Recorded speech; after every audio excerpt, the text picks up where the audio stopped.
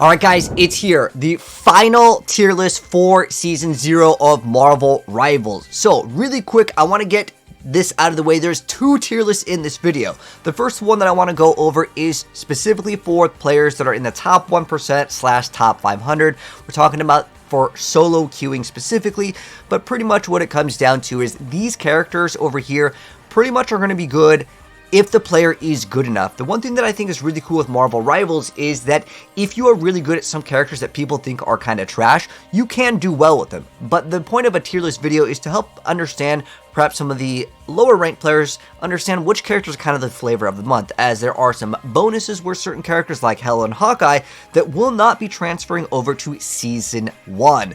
But really quick, if you're looking at this from the perspective of a top 500 or a top 1% player, players that are in like the Grandmasters and above, this is kind of what the list would actually look like, where we have Hela, Luna, and Hawkeye pretty much banned every single game, and then some games you may see Doctor Strange, you may see Penny Parker, sometimes Starlord gets banned, and then occasionally you'll see a Hulk or Iron Man get banned because they kind of have a really good team-up combo, but for the most part, every single character at the high rank of the game is pretty viable because whoever climbed up there more than likely is pretty decent at the game.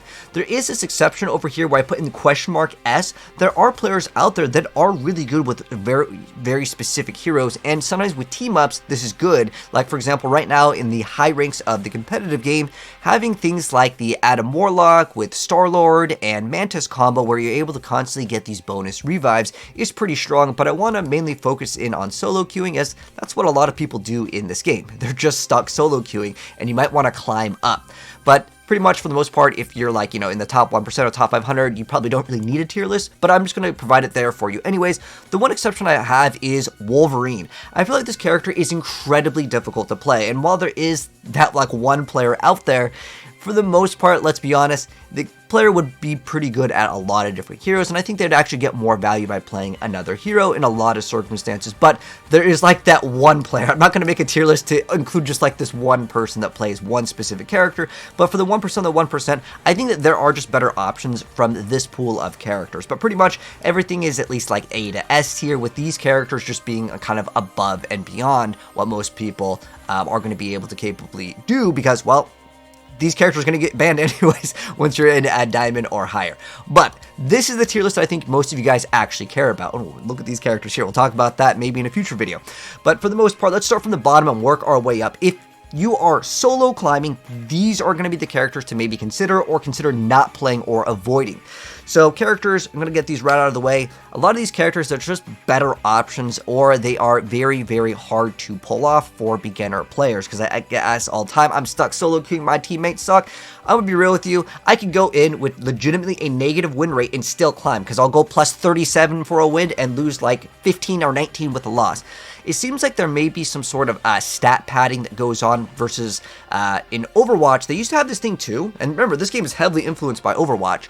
They had like performance-based points. At least I feel like it exists because, again, I can literally go neutral or even negative, and I'll still climb because the game can detect if you are basically doing better than your teammates. So if you think that, my teammates suck, I get it. It happens sometimes. But more than often, it might be also you, and you can consider trying out some of these heroes.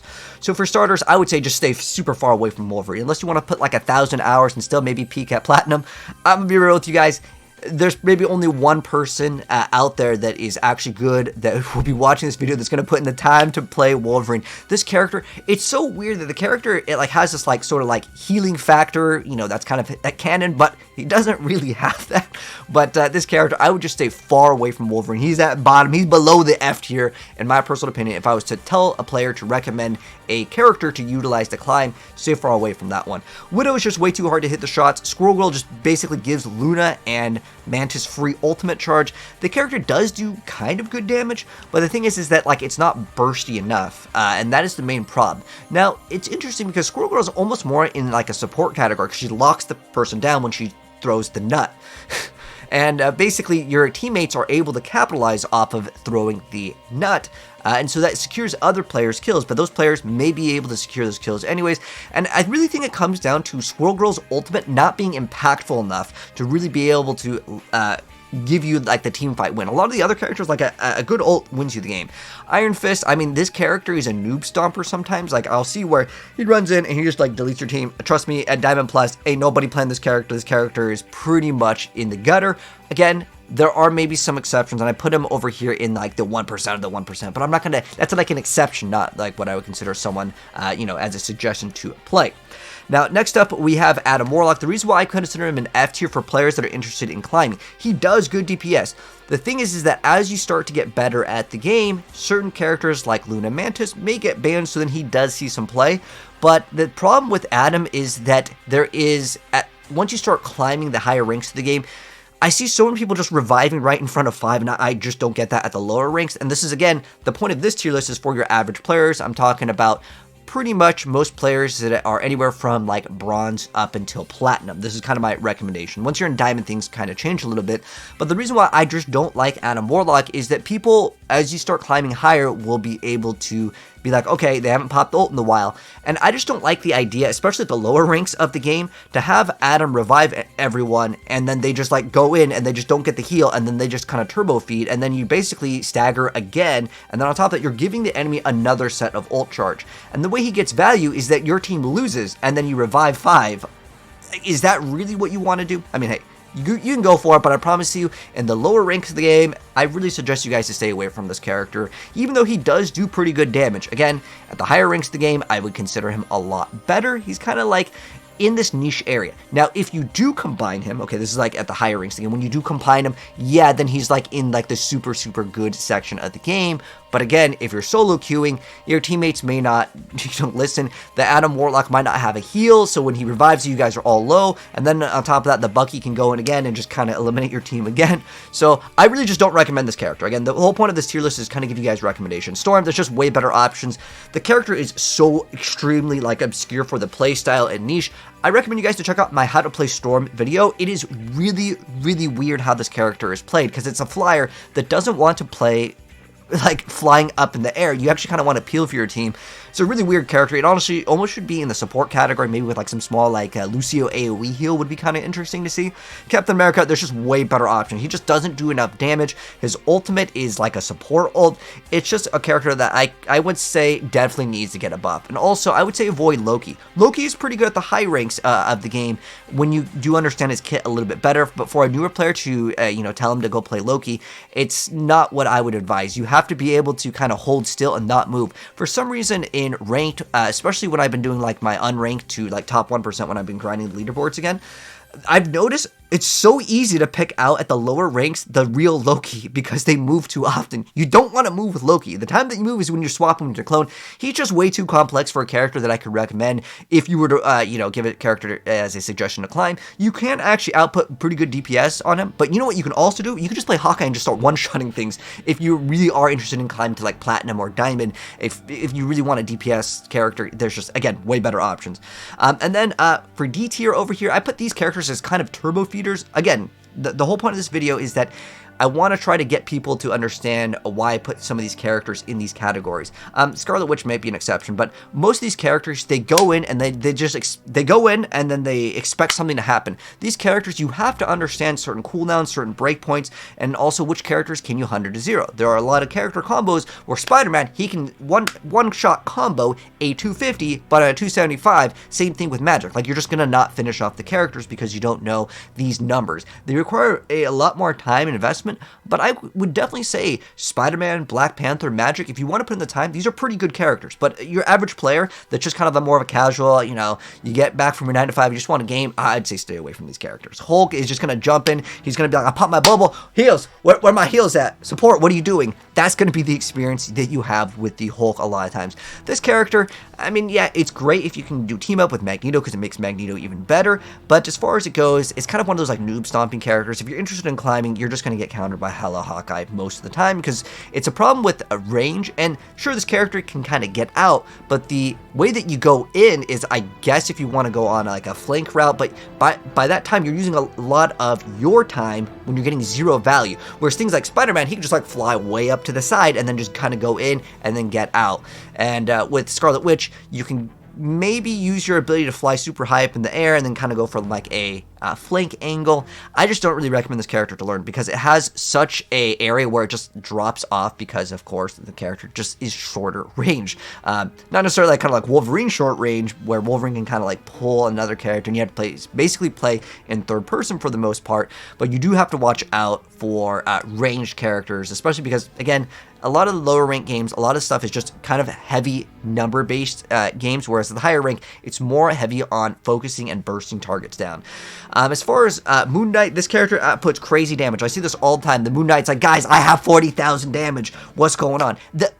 You can have so much damage. In this game, one healer at higher ranks of the game can easily out-heal 2 people's DPS. It's very, very common at the high rank. If Luna doesn't get banned, she is literally going to out-heal 2 DPS. It's very, very, very common. Mantis can even output a crazy amount of heals, same thing with Rocket, but the problem that I have with this character, especially at the lower ranks, even at the higher ranks of the game, is that he can output so much damage, but you're just going to turbo feed into the enemy's ultimates. And the support ults in this game, honestly, I'm going to be straight up, I think that they're way too OP. They last way too long. It's like, you can pop 2 DPS ult, and one support can pop their ult, and it's just keeping everyone up, and then there's like 15 seconds of like, oh yeah, no fun zone, no, except for if you're the support player. So that's where I feel like Moon Knight really slacks, plus his ultimate's not very good. Again, we're talking about solo queue.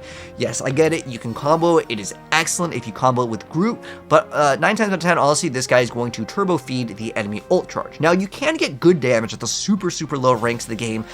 Sometimes, if the other team has like 5 duelists, sure, this character is pretty OP, maybe in the S+ tier for the lower ranks, but 9 times out of 10, again, you're just going to feed the enemy ult charge, which makes it pretty bad. As far as Iron Man goes, this character, I mean, at the low ranks where the players can't aim, sure, he can get a little bit more value because he's a flyer character, but he's really not that hard to hit.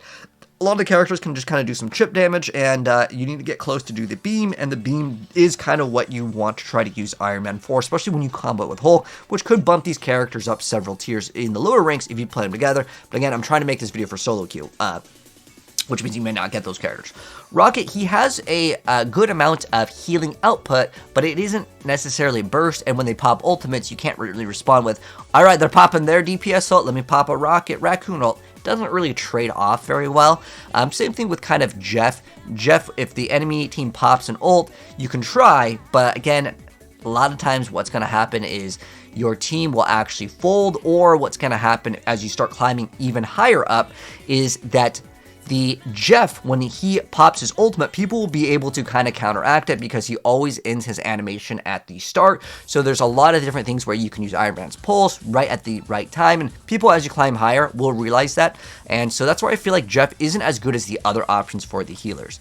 As far as the B tier, which I consider it to be like usually good, like Jeff can be pretty good in some circumstances, again, for ranked. If it's like, okay, you just full health first point, okay, you just need to, you know, get the first point, then by all means, Jeff, if you build up ult and you eat them and you're playing on a certain map, like this one that you're seeing over here, just need to cap the first point, you can just throw them off the ledge. There's a lot of maps where this character's strategy can be good, just know that it is at a heavy cost, because sometimes you just don't get that effect off, and a lot of people, once you start climbing higher in the rank, and as the game kind of evolves where people like, they hear the Jeff sound, okay, I'm just gonna move out of the way. It's really easy to dodge.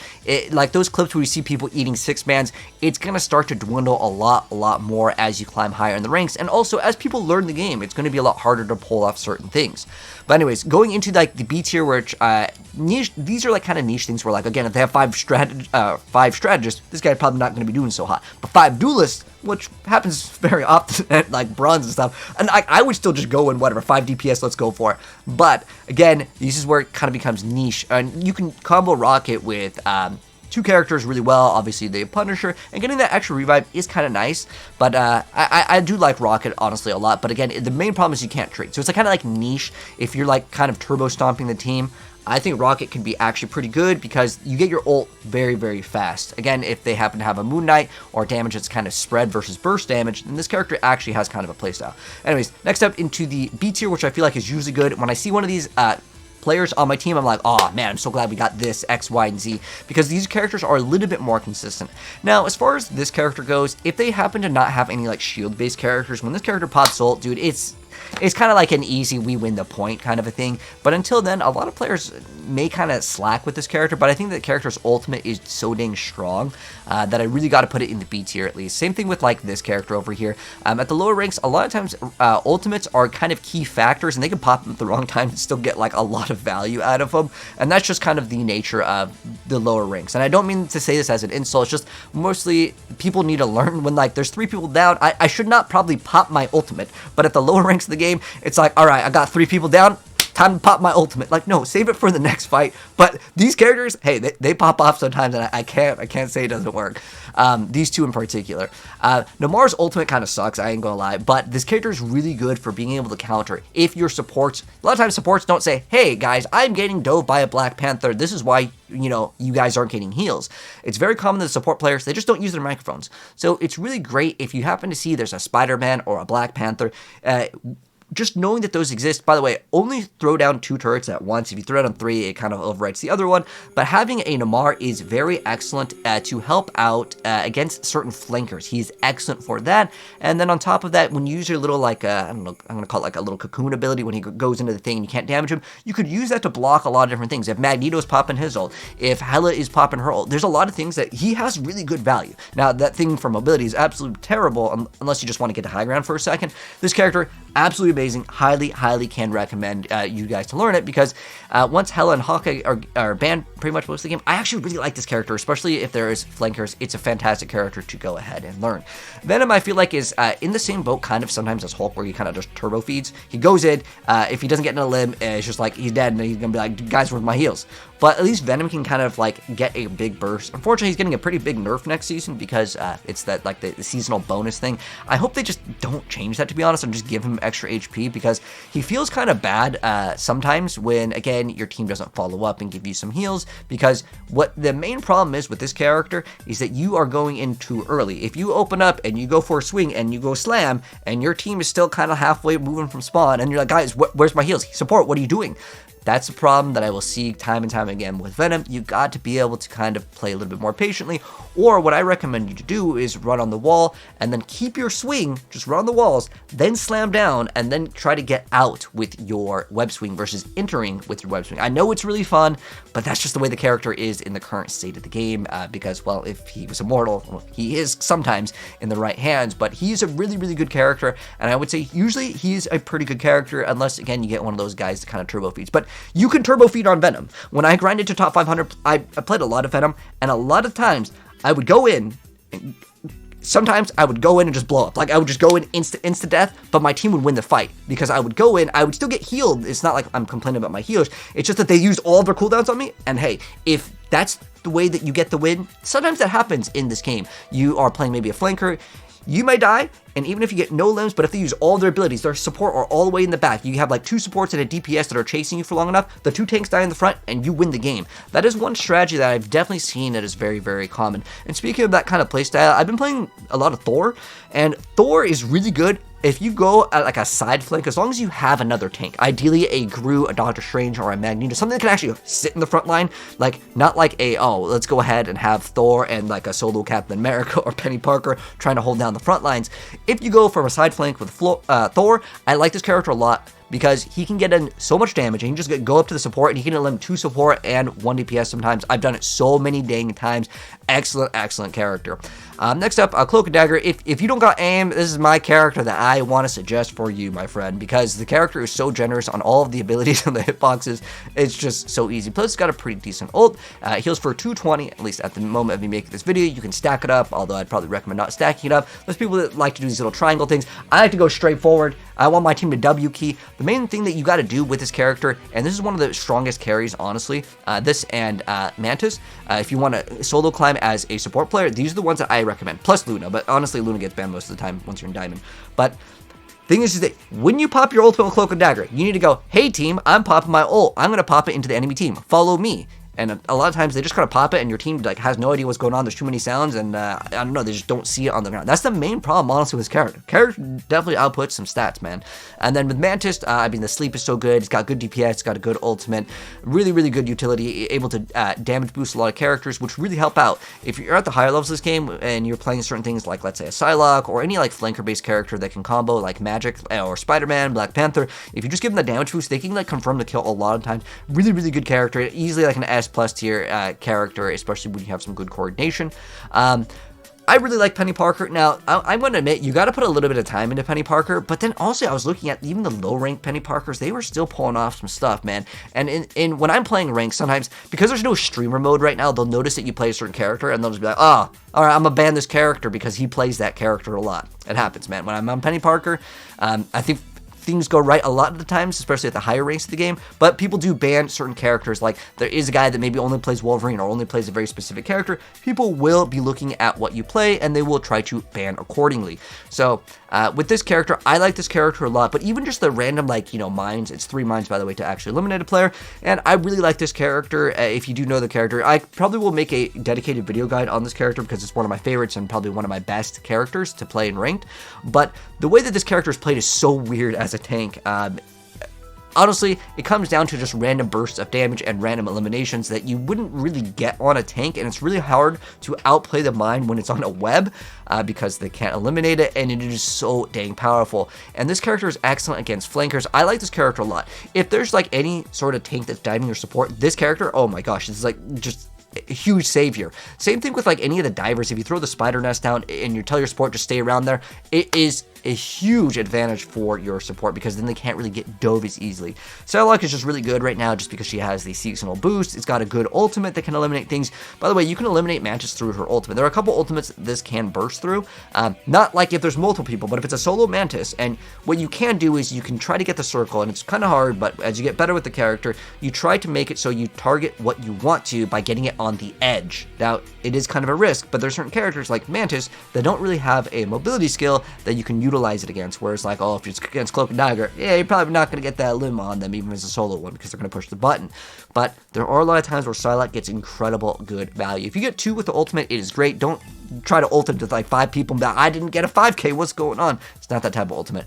Groot is just a really solid character. The amount of DPS that this character outputs when you understand how the character works is insane. There's never a time where I'm like, oh my gosh, there's a Groot, but there's times where like, you know, I don't really like this solo tank only with Thor, but like there's never a time where I'm like, I don't want a Groot or Doctor Strange. These 2 tanks, just the best. If you really want to climb, I cannot recommend these 2 tanks. These are the best 2 tanks in the game by a long shot. Doctor Strange, a little bit more high IQ. Groot, if you're more of a simple, just kind of just like throw down stuff, you can get good walls, you can help out your teammates. This character is really cool. I like it because you can actually build up. You know, be playing Fortnite over here, you can build up and get certain angles for setups that you normally wouldn't be able to go ahead and pull off. Plus, the ultimate is so dang strong. You can actually burst through. If a Luna pops her ult and you do Groot ult plus, let's say, Moon Knight, a lot of times you can burst through a lot of stuff in the game when you combo. So this is kind of a character that you got to kind of work with your team, but even playing solo, I think this character is super, super strong overall, plus his seasonal buff does make him really good. I'm gonna be sad when that goes away, but I still think the character is like one of the best.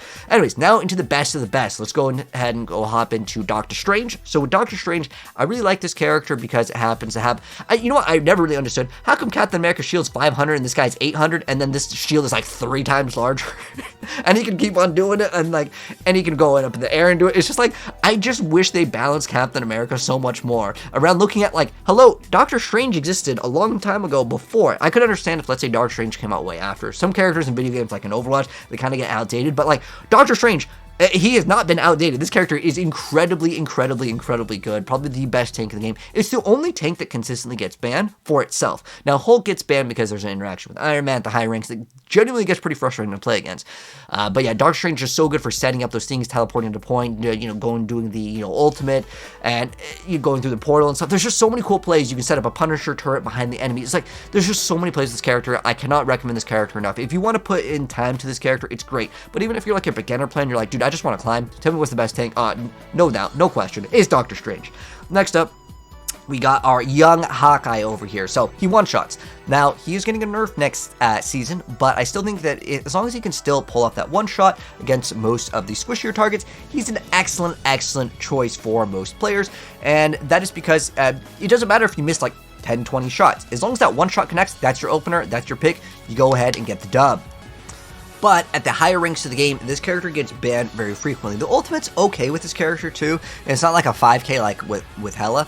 I still think Luna is by far though the best. If you're like, I want the best support, your team still kind of needs to do some stuff. Like, if I would say which character could carry harder, Luna or Mantis at the lower ranks, I would say if you have good aim, Mantis is definitely my go-to pick. Same thing with Cloak and Dagger if you have that game knowledge. But like, if you really want to win, a lot of times, again, at the lower ranks, it's just raw numbers. It's a big numbers difference. When you have someone that's in the very beginning playing like Loki, or if you have someone playing Adam Warlock, these ones do not output a lot of heal numbers, but they give your characters and your team extra utility. I'm talking about being able to get those limbs. If the Loki, has a little crystal and you stop an ultimate, it's not going to count those numbers as heals. But again, a lot of players may not kind of realize these things. This is why I'm genuinely putting Loki in a void. Unless you want to put like tons and tons of time into Loki, I would recommend not playing this character. That's why I put him in a void. The point of this video is to help like newer players, and this is not a new player, beginner friendly character at all, because they're going to look at the numbers and be like, Loki, I'm not getting heals. Well, it's like, I'm sorry, my clones got attacked. I didn't put my clones in these good areas. They're just shooting into walls. Again, that's why I just put in the do not recommend category for that character. Luna just puts way more healing than anyone. She can basically heal 2 people at once. It's got the longest and the best ultimate. You can damage boost. You can swap in between them. She'll probably get a nerf next season, but at the end of the day, this character just outputs too much healing. That's the reason why she's banned in almost every single game. Hela is, I originally had this character at like a higher tier, but as I was like kind of playing the game, I'm like, Hawkeye just gets constant and crazy value. Same thing with like Doctor Strange. These characters are pretty good. But if I was to put a character above and beyond everything, I'd probably put Hela. She has a really consistent way to get big damage. She's got a good escape. She's got like an ultimate that if they do not have Doctor Strange, it's pretty much a GG. As long as it's in a good spot, this character will absolutely just win games on its own. Whoever has the best Hela in the lower ranks pretty much wins the game 9 times out of 10. If you're under Diamond, or if she doesn't get banned, I want you to look at the stats at the very end of the game. The better Hela, I would say 90% of the time, is winning that game. And that's just the way that it goes, because the character is just that powerful. The ability to go ahead and interrupt things, you can stun a lot of like ultimates. There's someone doing an ultimate right above your head, just boom. Throw the little, like, I believe it's defaulted to E. That ability is so dang good, and it brings them closer to it. It's just so incredible to stop stuff. And then on top of that, you have a really good escape tool. Your ultimate gives you basically a second life. And then on top of that, once it expires, even if they eliminate you while you're, in your ultimate, you get KO'd. Well, you don't get KO'd because you just go back to normal form, which I honestly think they need to look at. Obviously, it's getting a 20% damage reduction in Season 1 when that does come out, but that's going to cover the list, guys. That's our final tier list for Season 0. Let me know if you guys disagree with anything. Be interested to see what you guys have to say with it, but that is my final tier list for Season 0 of Marvel Rivals, as someone that has reached top 500 and has also gotten in the top, well, still in the top 1%. We're doing unranked to the top 1% again and again, because I just find it to be really fun.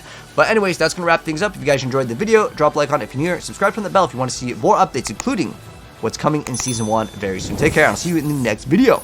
Peace out. Check the pin for more videos if you'd like to.